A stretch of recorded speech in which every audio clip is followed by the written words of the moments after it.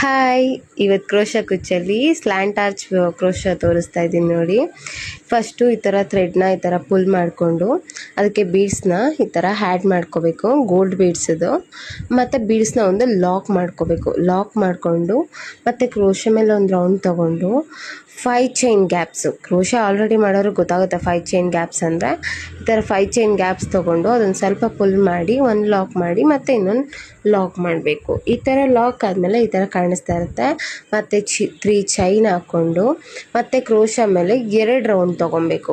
ಇದು triple crochet ಬರುತ್ತೆ, double crochet ಅಲ್ಲ, ತ್ರಿಬಲ್ ಕ್ರೋಶ ಬರುತ್ತೆ ನೋಡಿ. ಈ ಥರ ತೊಗೊಂಡು ಫಸ್ಟು 3 ಥ್ರೆಡ್ ಬಂದಿರುತ್ತೆ, ಅದರಲ್ಲಿ 2 ಥ್ರೆಡ್ನ ಇದು ಮಾಡ್ಕೋಬೇಕು, ಮತ್ತು ಇನ್ನೆರಡು ಥ್ರೆಡ್ ಮಾಡ್ಕೋಬೇಕು, ಮತ್ತು ಇನ್ನೆರಡು ಥ್ರೆಡ್ ಲಾಕ್ ಮಾಡ್ಕೋಬೇಕು. ಇದೇ ಥರನೇ ಪ್ರತಿಯೊಂದು ಮಾಡಬೇಕು. ಕ್ರೋಶ ಮೇಲೆ 2 ಸುತ್ತಕೊಂಡು ಫಸ್ಟು 2ರಲ್ಲೊಂದು, ಮತ್ತು 2ರಲ್ಲೊಂದು, ಮತ್ತು ಇನ್ನೆರಡು ಮಿಕ್ಕಿರುತ್ತೆ ಅದರಲ್ಲಿ 2ರಲ್ಲೊಂದು. ಈ ಥರ ಇದೇ ಥರನೇ ಫುಲ್ ಆರ್ಚು ಮಾಡ್ಕೋಬೇಕು ನೀವು.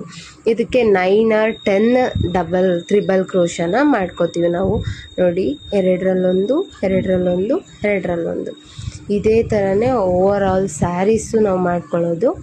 ಒಂದು ಆರ್ಚಿಗೆ ನಮಗೆ 9 to 10 ತ್ರಿಬಲ್ ಕ್ರೋಶಸ್ಸು ಬೇಕಾಗುತ್ತೆ ನೋಡಿ. ಅದನ್ನು ಸ್ವಲ್ಪ ಆಫಿಗೆ ಪುಲ್ ಮಾಡಬೇಕು ಸ್ಟಾರ್ಟಿಂಗ್ ಹಾಕ್ಕೊಂಡಾಗ, ಆಮೇಲೆ ಇನ್ನೊಂದು ಆಫಲ್ಲಿ ಮಾಡ್ಕೋಬೇಕು, ಆಮೇಲೆ ಲಾಸ್ಟಲ್ಲಿ 3 ಉಳಿದಿರುತ್ತಲ್ಲ ಅದಕ್ಕೆ ಹಾಕ್ಕೋಬೇಕು. ಆಲ್ಮೋಸ್ಟ್ ಕ್ರೋಶ ಕುಚ್ಚು ನೀವು ಫಾಸ್ಟಾಗಿ ಹಾಕಿದಾಗ ಫಿನಿಶಿಂಗ್ ತುಂಬಾ ಚೆನ್ನಾಗಿ ಬರುತ್ತೆ. ಸ್ಲೋ ಆಗಿ ನಿಲ್ಲಿಸಿ ಹಾಕಿದಾಗ ಒಂದು ಲೂಸು ಟೈಟು ಆಗೋ ಚಾನ್ಸಸ್ ಇರುತ್ತೆ. ಕ್ರೋಶ ಕುಚ್ಚು ಯಾವಾಗಲೂ ಫಾಸ್ಟಾಗಿ ಹಾಕಿದಾಗ ಫಿನಿಶಿಂಗು ನೀಟಾಗಿ ಬರುತ್ತೆ. ಆಲ್ರೆಡಿ ಕ್ರೋಶ ಮಾಡೋರು ಇದನ್ನು ಆರಾಮಾಗಿ ಫಾಸ್ಟಾಗಿ ಹಾಕ್ಕೋಬೋದು. ಬಿಗಿನರ್ಸ್ ಆದರೆ ಸ್ವಲ್ಪ ಪ್ರಾಕ್ಟೀಸ್ ಮಾಡಿ ಆಮೇಲೆ ನಿಮಗೆ ಫಾಸ್ಟಾಗಿ ಹಾಕೋಕ್ಕೆ ಬಂದುಬಿಡುತ್ತೆ ನೋಡಿ. ಇದೇ ಥರನೇ ಹಾಕೋತಾ ಇದ್ದೀನಿ ನೋಡಿ, ಎಷ್ಟು ಚೆನ್ನಾಗಿ ಟೈಟಾಗಿ ಫಿನಿಶಿಂಗ್ ಬರುತ್ತೆ. ನಾವು ಎಷ್ಟು ಫಾಸ್ಟಾಗಿ ಹಾಕ್ತೀವೋ ಅಷ್ಟು ಚೆನ್ನಾಗಿ ಬರುತ್ತೆ. ರೂಢಿ ಇರೋರು ಹಾಕ್ಕೋಬೋದು, ಇಲ್ಲಾಂದರೆ ನಿಧಾನಕ್ಕೂ ನೀವು ಟೈಟು ಲೂಸು ನೋಡಿಕೊಂಡು ಹಾಕ್ಕೋಬೋದು ನೋಡಿ. ಇವಾಗ ಕೌಂಟ್ ಮಾಡ್ಕೊಂಡಿದ್ದೀನಿ, 9 ಇದೆ.